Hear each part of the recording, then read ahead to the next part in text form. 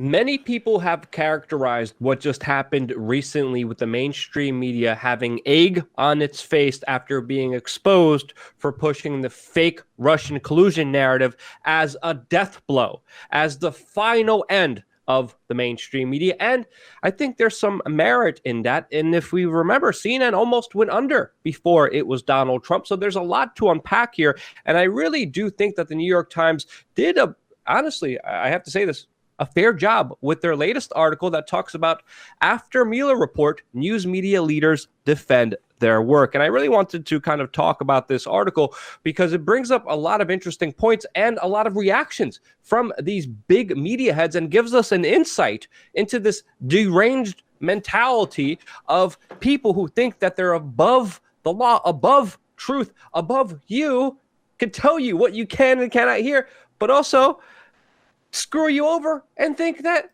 they'll be just fine without any consequences. Again, there's a lot to unpack here, but I just want to read a little segment here from this New York Times article because it says here, particularly on cable TV, caused millions of Americans who disapprove of Mr. Trump to put their faith in Mr. Mueller. There were even prayer candles, keychains, and paintings made in the likeness of this silent 74-year-old Marine veteran, and his fans believed his looming report would bring, in the words of The Bachelor creator Mike Fleece, the most dramatic final of a presidency ever. And obviously, all of that was not true. Jeff Zucker gave a comment for this piece. He is the president of CNN, the supposed most trusted name in news. And he said his coverage, quote, he feels that he was, quote, entirely comfortable with what they did. Wow. He goes on. We are not investigators. Wow. Yeah. That's another big omission here. We are journalists, and our role is to report the facts as we know them, which is exactly what we, no. He says, quote, what we did. Not true at all. He goes on. A sitting president's own Justice Department investigated his campaign for collusion with a hostile nation. Again, just going off, creating more and more delusional, insane excuses to what was obviously a lie. Bernstein was on CNN recently, and he said CNN did a remarkable job reporting on the supposed Russian collusion. And Jason, my goodness, this is crazy. I mean, we're no geniuses, but it didn't take a lot to uncover and unpack these lies. All you have to do is to look into these allegations, look into the information that was presented, look into the bigger agenda items. I mean, how about this? Let's just unfold this a little bit, Jason, because I want to explain this. How do we know? How do we know that there was no Russian collusion 2 years ago? Because we were attacked for it. It was simple. What was the whole thing based on? The Steele dossier. Who financed that? Oh, yeah, the political oppositions. Who was purporting these lies? These intelligence agencies. Well, let's look at the intelligence agencies. They lied about spying on you. They lied about weapons of mass destruction. They don't have a lot of credibility. Anything they said should be held skeptical. But guess what? CNN didn't do that. CNN literally became the mouthpiece, hired former CIA officials, former CIA heads, and became the spokesperson of the Central Intelligence Agency that has a history and record of lying, drug dealing, and a whole bunch of other stuff to the people for, of course, a bigger political agenda. That's what they're known for, Jason. It didn't take a genius to call. And again, they were wrong on the Prague story. They were wrong on the dossier. They were wrong on the PP tapes. They were wrong on so many instances. And we were like, hey, anyone with the pulse knew this. And these people are saying, the president of CNN, I'm entirely comfortable with how he portrayed this lie for over 2 years. I'm just astonished, Jason. I don't know about you, but this has... What do you say, Jason? It's called par for the course.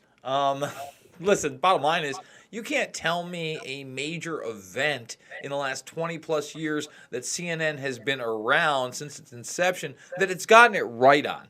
Okay, so let's just, first of all, that tweet you saw, that was actually tweeted out by Brian Stelter. So Brian Stelter was like bragging that CNN, hey, here at CNN, we're not really, investigators.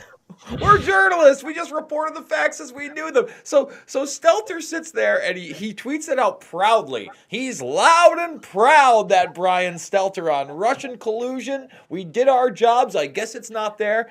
And then he actually replies to Tim Pool. And this is hilarious. I'm going to read this. Tim, you're insulting hundreds of hard-working journalists. No, he's not. He's telling it like it is about your hack network and the people under you.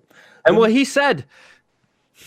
I mean, let's keep going. The meaning of the Zucker quote is obvious, is it? He's contrasting federal investigators who were charged with investigating Russia's 2016 attack with journalists who were covering the federal investigation. Now, let me say this. Let me tell you why that is completely disingenuous. From the 4 pages that we currently have, and hopefully we will get the whole report, Luke, but from those 4 pages, there is a huge lie right up front to anybody with a brain and any journalist that has done any investigative reporting that Russia hacked the DNC and gave the information, the emails, to WikiLeaks. Anybody worth their salt in investigative journalism knows that is complete and utter horseshiz. It is not true. That is not where they came from. So everything in this report is already suspect. What this report was the inability to prove Russian collusion because it didn't happen. So then they separate it into 2 parts. One on Russian collusion and one on obstruction of justice. And now they're going to point out every single little thing that could be construed as obstruction of justice. But because Mueller stepped back and he didn't try to bring any charges, he'll let the Democrats and the friggin' radical left do it for him. This thing is far from over, and it makes me want to vomit. This is the pivot plan of the media, of CNN. I promise you, obstruction of justice is the new Russian collusion, Luke.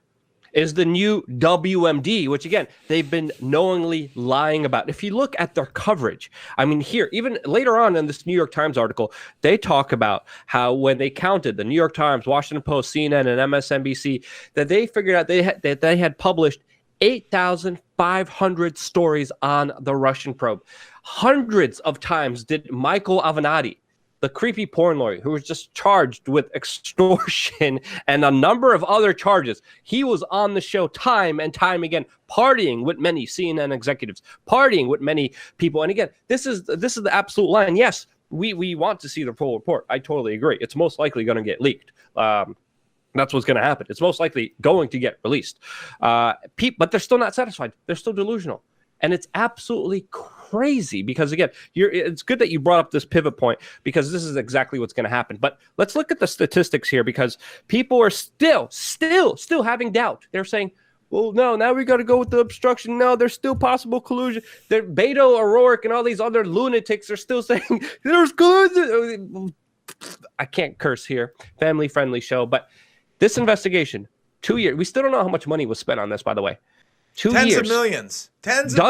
Dozens of lawyers, dozens of FBI agents, analysts, accountants, 2,800 subpoenas, 500 search warrants, 230 communication records, 13 requests to foreign governments, 500 witnesses, 30 for frick's sake. And the FBI spied on people, intercepting their personal private information, and still no collusion, and still asinine mainstream media figures are congratulating themselves and are saying, well, now there's going to be obstruction. My goodness, golly gracious. How is this possible that they don't face any consequences from this failure? And again, I'm so perturbed, mainly because CNN not only spurs racial divisions with Jesse Smollett, the coveting kids, and their coverage of the Kavanaugh hearing, and again, just totally, again, exposed for being wrong, jumping the gun time and time again on things that weren't true, speculating to, of course, divide and conquer people. But this is not the first time that they did this. They did this by saying, no, we need those big banker bailouts in the trillions of dollars. They said before that the economy is great. They told us there was weapons of mass destruction. They told us that the air was safe to breathe. And in even smaller cases, even before that, They told us that a congressman, Gary Condit, murdered his intern. Well, that was a whole lie. They told us that the United States was using sarin gas in the Vietnam War. Well, that was a whole bunch of lie. They also lied on so many instances, time and time again. Sometimes they get sued and they get held accountable. But when is enough for people to finally realize that they're being taken advantage of in so many dastardly, really exploitative ways with this scam that is the mainstream media? And when, Jason, will we have any repercussions when finally YouTube, Twitter, Facebook start downranking these channels, start demonetizing them, start deleting their channels like they have everyone else for allegedly fake news? When is that day going to happen, Jason? It's called When Hell Freezes Over, and that's not going to happen because they are corporate whores taking money from big corporations. No, I would disagree with you. I do believe there's kind of a turning point here, Jason. I say you're wrong, Luke. Let me tell you this. No. I mean, you're right. They have huge institutional money, institutional power connected with government and corporations. That's who they pretty much serve. That's pretty much who they're to the PR. But they're only famous because I think they have this illusion. Well, that, all right. People watch them all the time. Let me fix it for you. Again, they pay people. They pay airports to play their videos. I'm going to use that point. So let me say this. It's not an illusion in this sense. So what will happen and what is happening? So are they losing a foothold? Well, they're definitely losing footholds with demographics, but they're still being promoted by the mainstream because they're all owned by these same corporations, right? These megaliths. So like you said, they're paying all these airports to have airports, bars, places in public to have CNN on, right? So that being said, there is going to be a portion of the population that sits up and goes, and then they like it and they'll watch it at home. Now, there's also a portion of the population like yourself, myself, and the younger generation that completely tunes out what's on the airport, has headphones in, and they're on their device. And they are watching us. So here's what it is. They will continue to try to restrict our speech, try to make it more and more difficult for us to report on any topics as it is expanding from flat earth conspiracies to telling the truth about 9/11 to now vaccines, etc., and snowball it until they think we are marginalized enough. But let me say this. When that happens, I think the internet will change in a drastic way. I think that you will see a secondary, more open internet. You can't stop information. And the tools are here, you know. It's just like a hammer, man. You can build a house, you can bash a head in. You can really do something positive, you can really do something negative. And they are doing everything they can to try to negatively impact our mindsets, our brains, our lifestyles with their propaganda. And we're just fighting back as hard as we can. So we're going to have to keep fighting that monster, Luke. And we're doing so by making 4 videos a day, guys. 4 videos a day. Again, you brought up a point before we end it here. They manipulate perception, and they're always going to be perceived, and they always are going to pay top dollar to be perceived as the authoritative voice. This is why they're not taking any responsibility, because if they did, they would have to acknowledge their horrible wrongdoings and their negative effects to society, and that's something criminals never do. You never see, very rarely do you see criminals coming forth and being like, yeah, I'm a huge criminal. No, they just keep stacking on the lies on top of lies, not to deal with reality. And they have all the top money to do it. They have all the manipulation tools to do it.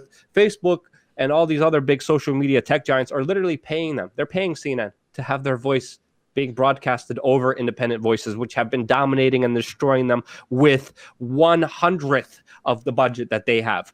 And I think I think we have reached a critical point as far as perception that ultimately, I do believe symbolically gives them a death blow to the majority of people. But again, they're still going to have all the top money, and they're still going to be sort of perceived as an authoritative voice. But again, it's all artificial. It always has been artificial, and now it's only going to be more. That's my take on it. 4 days, 4 videos a day. Main channel, backup channel. Stay tuned. Subscribe for more here on wearechange.org.